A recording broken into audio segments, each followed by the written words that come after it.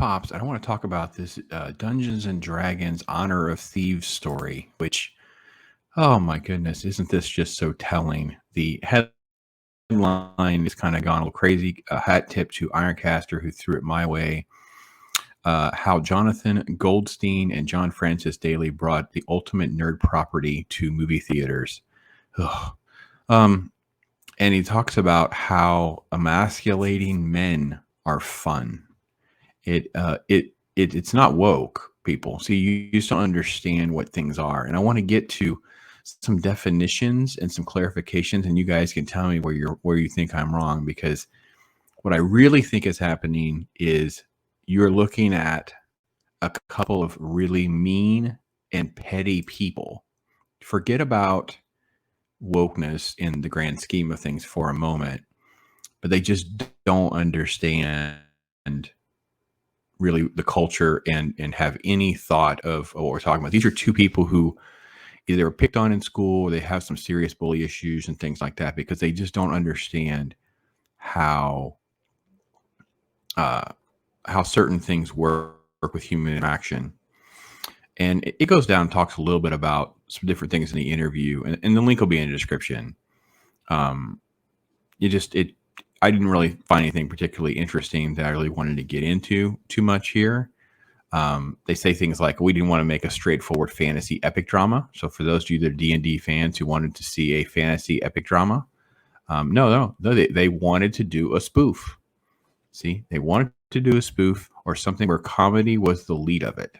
So D&D was always a gag for these guys. Remember, when they have to pitch the movie to executives to get their funding and get hired for the job, this is what the studio viewed as D&D. They didn't view it as a chance to make, another Lord of the Rings, Game of Thrones, D&D type thing, which is what would make them a lot of money, in my opinion, is this incredible world of, look, they even know the creatures and monsters are unique to D&D.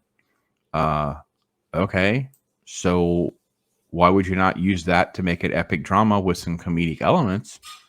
But no, that's not what they wanted to do. They're not. They're like, no, this is here. John mentions Monty Python. That's not quite the tone, but what those guys did very successfully make intelligent absurdity. Shine a light on the ridiculousness of medieval cliches. Monty Python, absurdity. It's this is what you're getting. I remember watching the trailer and thinking that so many things felt very comedic to me or silly, and they were lifted out of the game. So therefore, there was a lot of folks that were like, no, this is kind of from the game. This is this. Yeah. So Chris Pine's character, which is the one I think is the most thing, he doesn't bother to learn bardic spells. Would rather just hit people over the head with his lute. Yeah. It is sort of the I want to get to this quote that's made all the headline, but they didn't really have any interest in doing something that was serious, basically. So it says it's not an attempt at wokeness, because he's okay. So the question was female characters: Michelle Rodriguez's Holga, Sophie Lillis's Doric. They're at the forefront of the action sequences, and the men are hanging backward. Well, this is not an attempt at wokeness on our part. Oh, swear to God, it wasn't. We like that Holga is such a bruiser that does the dirty work for Edgen, and he doesn't get his hands dirty. We also love emasculating leading men. Not for woke reasons, because it's just funny and fresh. It was dynamic. Blah, blah, blah. Right? So I couldn't believe sort of like the silliness of it and the pettiness and meanness of it. So for instance, for me, when I think about things that were comedic and emasculating men, it's when they are out of their normal mode of character. So for instance, I thought of Beverly Hills Cop, right? When you have Axel, who pretends to be very effeminate, have a little gay moment, little gay jag, right? And they're talking silly, right? And it was so funny. It's also when he plays someone that's overtly bombastic, masculine black male. You know, when he lowers his voice, he's all, you know, that's also funny because that's not what you see when you see Eddie Murphy. In a modern example, we saw this with the Jumanji films, right? When we did the body switches, so a video game reference, a little more on genre, right?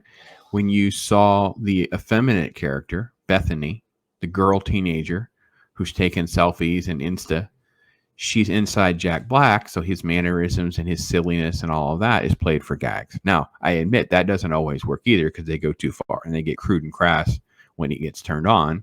So she's like talking about her physical parts, but at least that's the essence of what is, quote, funny. And emasculating men is funny for a moment. It isn't funny if it's at the expense of a good story and something that's interesting to watch. And I can't believe the naivete of these writers and studios that think that you have a universe full of interesting characters. You acknowledge that you have these unique elements to an IP. And your goal and interest is not to make an epic drama. It's to emasculate men and make a comedy and talk about Monty Python.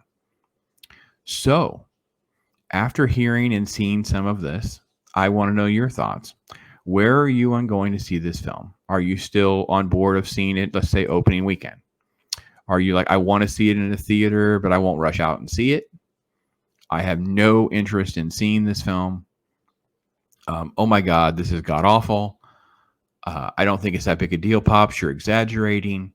You guys tell me what you guys think and let me know in the chat and the comments. I'm sort of blown away that they were kind of like this transparent with things. Like, I got to be honest, this was like a pretty big pull the curtain back moment for these people and how they see everything.